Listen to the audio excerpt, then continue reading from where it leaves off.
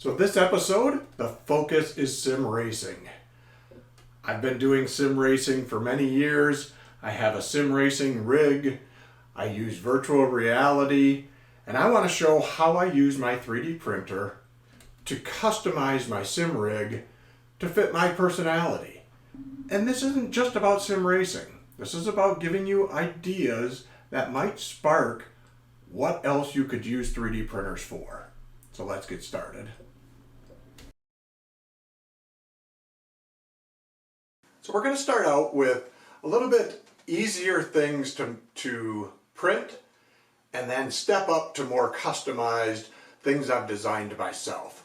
So this first one is something that I found online. You can download it for free. I'll have some links down in the description where I found it. I've seen a few variations of this. And what it is a Thrustmaster paddle shifter, what I'll call enhancement. And what it does is it adds to the back of a Thrustmaster wheel, which I have here, some magnetic adapters to help with the shifter. So the shifters on a Thrustmaster might have a little bit of a lag. They aren't as crisp and as snappy.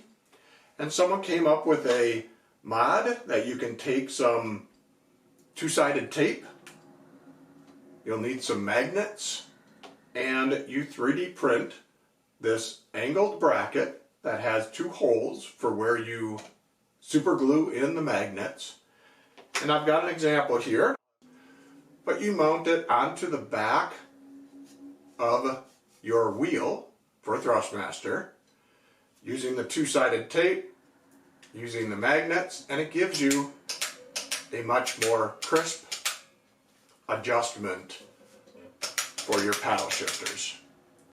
So now I want to look at a couple of pieces that I've made myself for the VR headset that I use. I have a Valve Index headset, and while you might be able to find some mounts for it and wall things to hang it on, I wanted to make my own, knowing that I have 80/20 extruded aluminum, lots of different ways you can attach things. So I have created two different pieces. I designed these myself, but as you look at, how complicated is it to make some of these things, this is a bunch of rectangles and basic shapes. So I'm not doing anything fancy.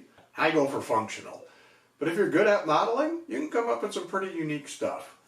But this one here is for the headset to rest in. It's just a angle bracket. I've got a couple holes where I can put my bolts to attach it to an 80/20 extruded aluminum. I have my VR headset, and what I do with this is while this is on the extruded aluminum, the headset goes on there and it will hold the headset in place. But just gives me a nice way to mount this onto my rig.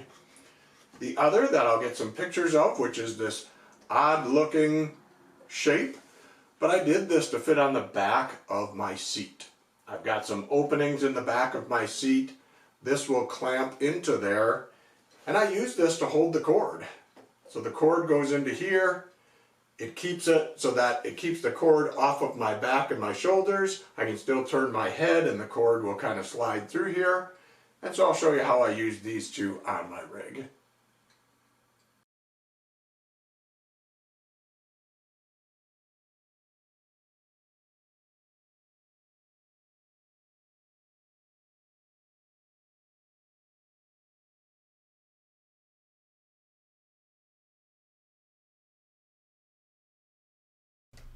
So this next model took a little bit more design, some things I had to do in the 3D software, a lot more measuring and a lot more preparing. So this is as we iterate from maybe something that you just download off the internet, print and use it, to now starting to create a lot more customized, more complex objects. So as you get better at 3D modeling, you'll start learning so much more and so many different ways you can improve and make different products. So for this, I saw something similar to this on the internet, But I wanted to make my own because I wanted to customize it a little bit. And what this is a mount that I can put on my desk, and it's to hold my wheel when I'm not using it on my sim rig.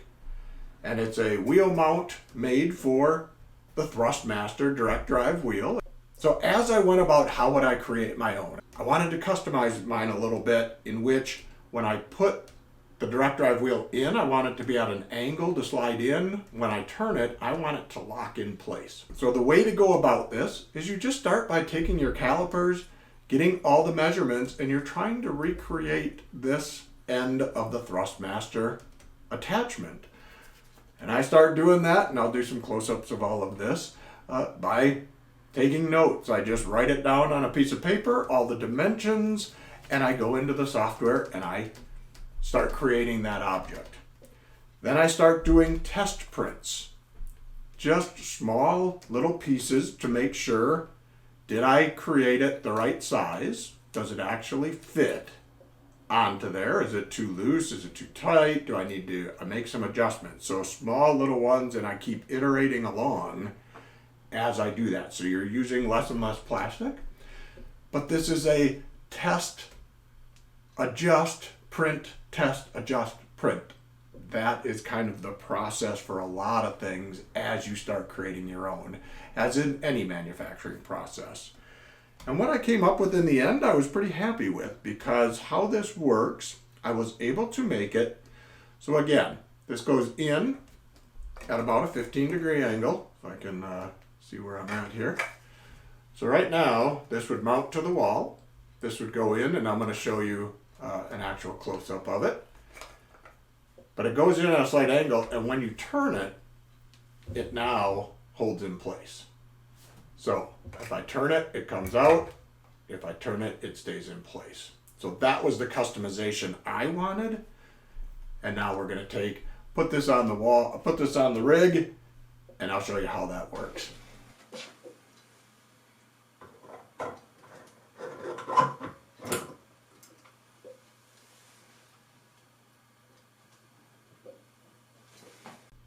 So now we've gotten to the more complex. Something that I've been working on, that I wanted to really add some enhancements, to add some fans when you're in VR and you're driving in a long race. It gets very warm. So I wanted to have some fans that were blowing on me. I still like to have a few buttons that I can push. Even though you're in VR, you can't necessarily see. There's still something about that experience of when you're sitting in a car, of being able to push some buttons and actually have something to use. So I have gone through and worked on a design, and I've done a few iterations of this. So I'm going to be taking you through the final design of what I've put together. And I'm going to be building a button box, what I'll call dashboard kind of fitting to my rig.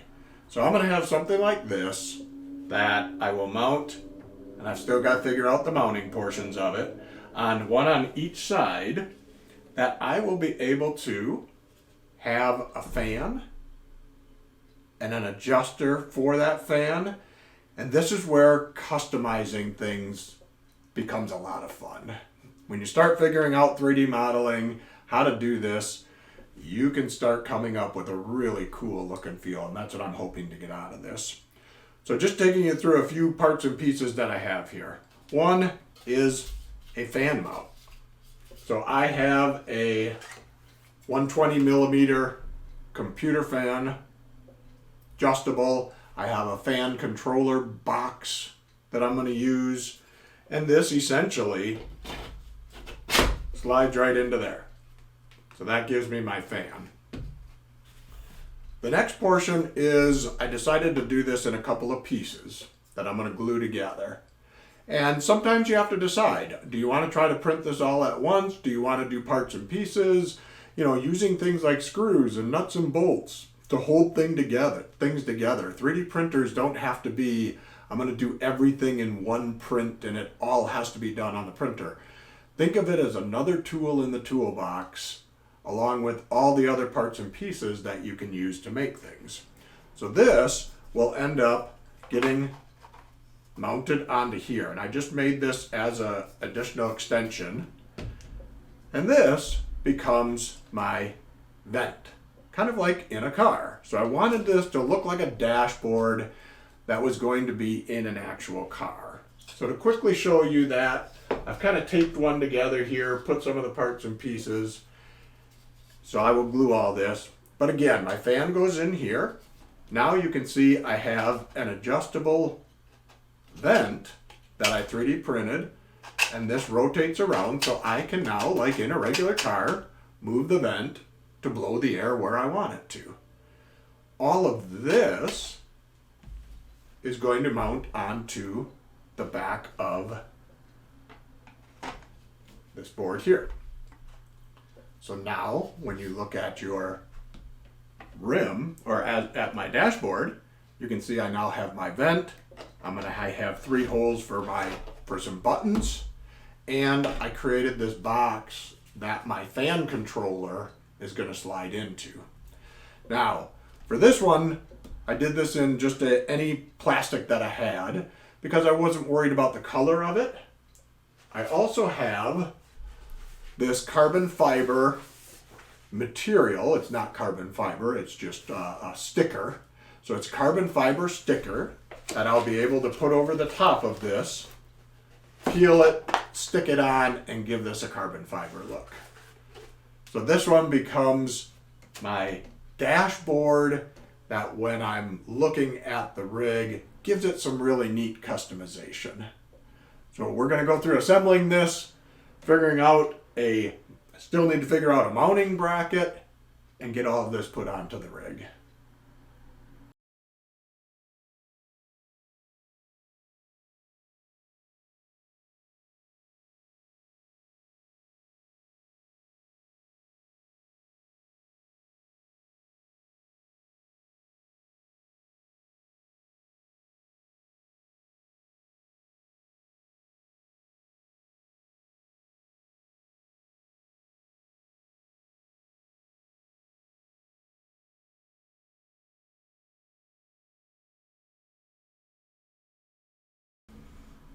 So there you have it, 3D printing and sim racing.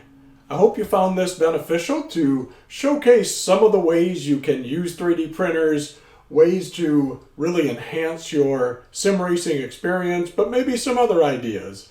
So if you're thinking about getting a 3D printer, just got a 3D printer, not sure what to do with it, or maybe you've had one for a long time, what have you done for your sim racing equipment?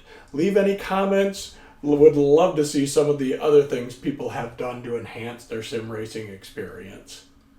But really appreciate it. If you'd like the video, subscribe to the channel. Helps keep me going and creating more and more of these. Thanks. We'll see you in the next one. More content as I continue to try to find ways to create more content. Oh boy, that was terrible. Okay.